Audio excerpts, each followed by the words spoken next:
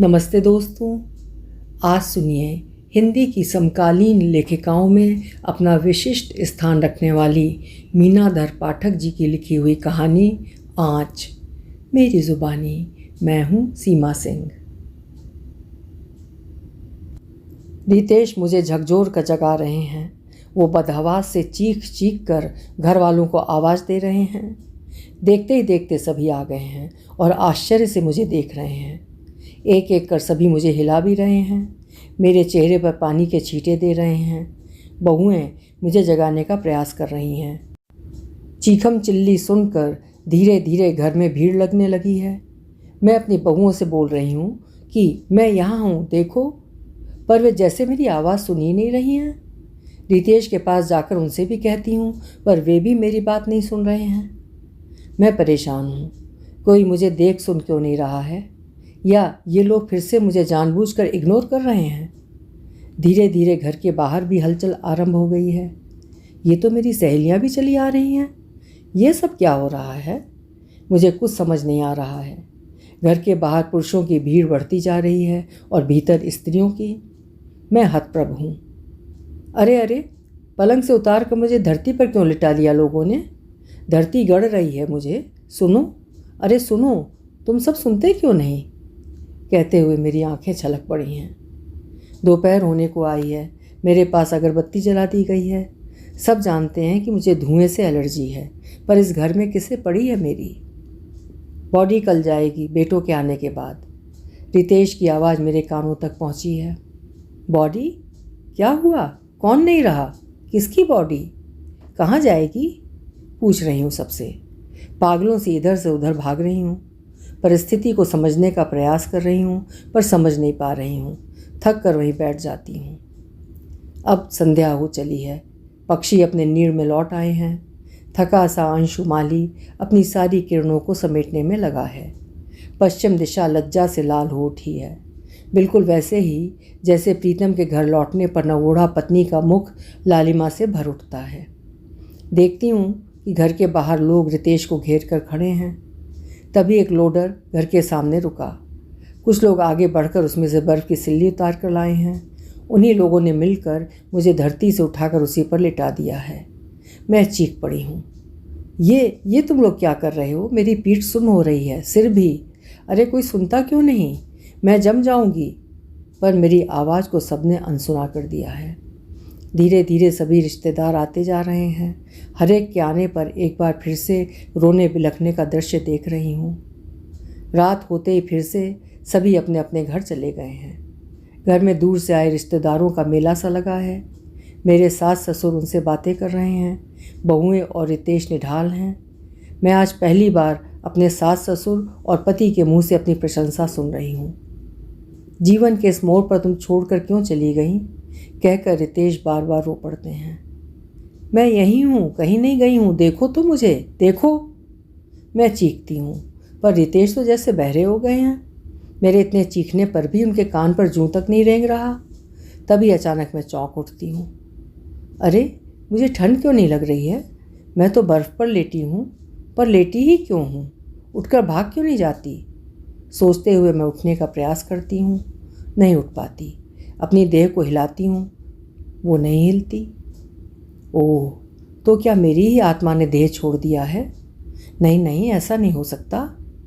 मेरा दिमाग साए साए कर रहा है। मैं अपने को चिकोटी काटती हूँ जोर से। पर ये क्या? मेरा हाथ कहाँ है?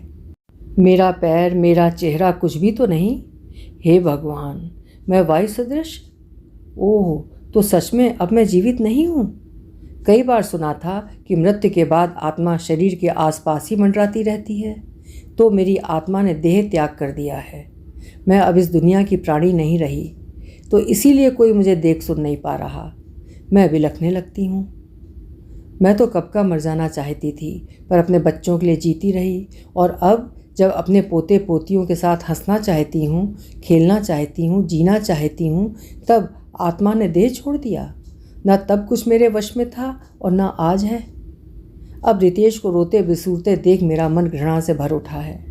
इसी आदमी ने कसाई से भी बदतर बर्ताव किया था मेरे साथ। शरीर को कितनी बार काले नीले रंगों से भर दिया था। मेरी देह को देह नहीं समझा। कसाई तो एक झटके में पशु के प्राण हर लेता है, पर इस व्यक्ति ने अपने पुरुष होने के अभिमान की रस्सी में मुझे दिन प्रतिदिन थोड़ा थोड़ा कसा था। घृणा है तुमसे, जैसे बुदबुदाई हूँ मैं। रात्रि ने भोर का आलिंगन किया और उसी में समाहित हो गई। पक्षी चहक उठे हैं, कोयल कूकने लगी है। मैंने क्यारी में जो पौधे लगाए थे उसमें रंग बिरंगे फूल खिलाए हैं। शीतल बयार के झोंकों से पौधे झूम रहे हैं। शायद ये सब मेरी मुक्ति पर पुलक प्रकट कर रहे हैं। तभी अचानक कौवे की काँव काँव से चौंक कर देखती हूँ, सामने वाली भाभी जग में चाय लेकर आई हैं। उन्होंने डिस्पोजल गिलास में सबको चाय दी और थोड़ी देर बैठकर चली गई हैं। मैं वहीं तितली सी मंडरा रही हूँ अपनी देह के पास, जिसमें रहकर मैंने अब तक का जीवन जिया था। मेरी सुघड़ देह कैसी हो गई थी। इन सुंदर आँखों में कितनी बार कालिमा भरी थी रितेश ने, कितनी बार इन होठों से रक्त छलकाया था। आह, और आज वही दहाड़े मार रहा है, मेरी प्रशंसा के गीत गा रहा है। कितना ढोंग, कितना दिखावा। पर अब क्या, अब तो सब खत्म हो गया, सब कुछ खत्म हो गया। तभी अचानक एक कार आकर द्वार पर रुकी है। दरवाज़ा खुला और मेरे बेटे दौड़कर मेरी देह से लिपट गए हैं। रोने की आवाज़ सुनकर फिर से भीड़ जुटने लगी है। कई लोगों ने बेटों को मेरी देह से अलग करना चाहा, पर वे किसी से भी संभल नहीं पा रहे हैं। अपने अपने पति को यूं रोते देखकर बहुएं भी रो पड़ी हैं। मेरे बच्चों, मैं इधर हूँ, देखो तो। अपनी बाहें पसारे उनके सामने खड़ी हूँ कि अभी दौड़कर वे मेरे गले से लिपट जाएंगे, पर वे मेरी देह से लिपटे बिलख रहे हैं। मैं विवल हूँ अपने बेटों को हृदय से लगाने के लिए, पर कुछ भी नहीं कर पा रही हूँ। ओह भगवान जी, कुछ पल के लिए मुझे उस देह में जाने दो। मैं अपने बच्चों को सीने से लगाकर उनसे विदा तो कह लूँ, बस कुछ एक पल के लिए। मैं ऊपर आकाश की ओर देखती हूँ और अपनी विवशता पर 100 आंसू बहाती हूँ। मैं इन्हें कैसे समझाऊँ कि देह से कहीं अधिक पीड़ा आत्मा को होती है। घर के बाहर कुछ लोगों ने हरे बांस का बिछौना तैयार कर दिया है।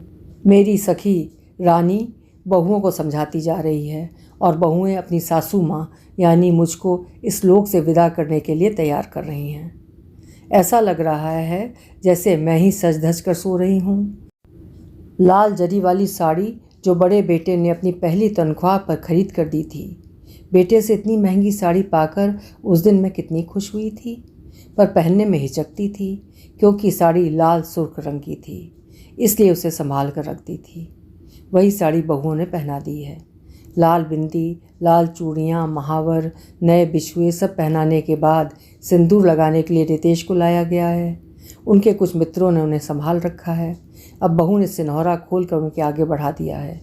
उन्होंने दोबारा मेरी मांग भर दी है, नाक से लेकर मांग के आखिरी छोर तक, जैसे सिंदूर नहीं मांग में अंगारे भर दिए हों। मैं असहनीय वेदना से भर उठी हूँ। सोच रही हूँ कि ये मांग में सिंदूर भरने का चलन किसने बनाया होगा। मात्र एक चुटकी सिंदूर कैसे किसी के जीवन का फैसला कर सकता है। अचानक कुछ लोगों ने झट से मेरी देह को उठाकर बांस के बिछौने पर लिटा दिया है। हिचकियों और रोने बिलखने की आवाज़ से वातावरण भर गया है। मुझे लाल चुनरी उड़ाकर बांध दिया गया है। अश्रुपूरित नेत्रों से लोगों ने पुष्पांजलि अर्पित की। मैं फूलों से लाद दी गई हूँ। मेरी इस बेजान देह का इतना सम्मान। मैं स्तब्ध खड़ी टुकुर टुकुर निहार रही हूँ। तभी झट से दोनों बेटों और रितेश के साथ मिलकर कुछ लोगों ने बांस का बिछौना उठा लिया और चल पड़े हैं। उनके पीछे भीड़। राम नाम सत्य है, सत्य बोलो मुक्ति है की गूंज हवा में तैर उठी है। पीछे कुछ स्त्रियां बतियाती चल रही हैं। कितनी भागमान थीं, भर मांग सिंदूर लेकर पति और बेटों के कंधे पर चढ़कर विदा हो रही हैं। सुनकर मैं हंस पड़ती हूँ, ज़ोर से, बहुत ज़ोर से, पर मुझे कोई नहीं सुन रहा, कोई देख नहीं रहा। इस भीड़ में मैं अकेली, नितांत अकेली, अपनी देह के साथ आगे बढ़ती जा रही हूँ। भीड़ पीछे छूट गई है। मैं घूमकर देखती हूँ।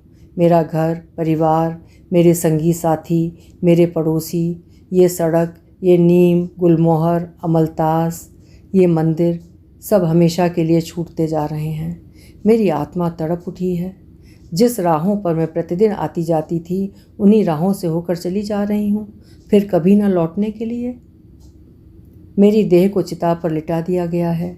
रितेश ने मुखाग्नि दे दी है। लकड़ियाँ धू धू कर जल उठी हैं। तभी मेरे मुंह से कराह फूटी। आहा, आखिर इस आदमी ने मुझे राख में बदल ही दिया। मेरा पूरा जीवन होम हो गया। मैं सिसक पड़ी हूँ। लकड़ियाँ चटकने लगी हैं। आँच लगने से वहाँ खड़े लोग पीछे हट गए हैं। अचानक मेरा पूरा शरीर तपने लगा है।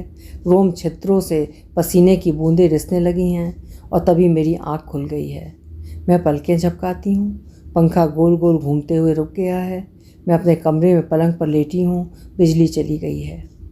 मैं हड़बड़ा कर उठ बैठी हूँ। उजबक सी चारों तरफ देख रही हूँ। समझने का प्रयास कर रही हूँ कि क्या सच में मैं जीवित हूँ। अपने भीतर कुछ दुर्बलता का अनुभव कर रही हूँ। अपना हाथ पाँव चेहरा टटोलती हूँ। हाँ, सब है, फिर भी विश्वास नहीं हो रहा है। बहू को आवाज़ देती हूँ। मेरी पुकार सुनकर बहू आ गई है। अब मैंने अपने ऊपर वाली हथेली पर चुटकी काटी है। ओह, मैं तो इसी दुनिया में हूँ, अपने घर में। मैं डबडबाई आंखों से बहू को देखती हूँ और खींचकर उसे अपने सीने से लगा लेती हूँ। वो चौंक पड़ी है। क्या हुआ मम्मी जी? उसने अपनी दोनों हथेलियों में मेरा चेहरा भर लिया है। कुछ नहीं, मैं उससे आंखें चुरा रही हूँ। आप परेशान लग रही हैं, बताइए ना क्या हुआ। कुछ नहीं बेटा, एक गिलास पानी पिला दो, मेरा गला सूखा जा रहा है। मुझे संशय से देखते हुए बहू चली गई है। मैं सोच रही हूँ कि मनुष्य के न रहने पर ही उसे इतनी अहमियत क्यों दी जाती है। क्या जीते जी वो इसका अधिकारी नहीं? उस चिता की आँच जैसे अब भी मुझे दहका रही है।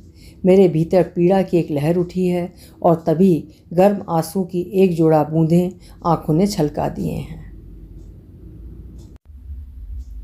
अभी आप सुन रहे थे मीनाधर पाठक जी की लिखी हुई कहानी आँच। कहानी आपको कैसी लगी अपने विचार कमेंट सेक्शन में ज़रूर लिखिएगा। कल फिर मिलेंगे। आपका समय शुभ हो।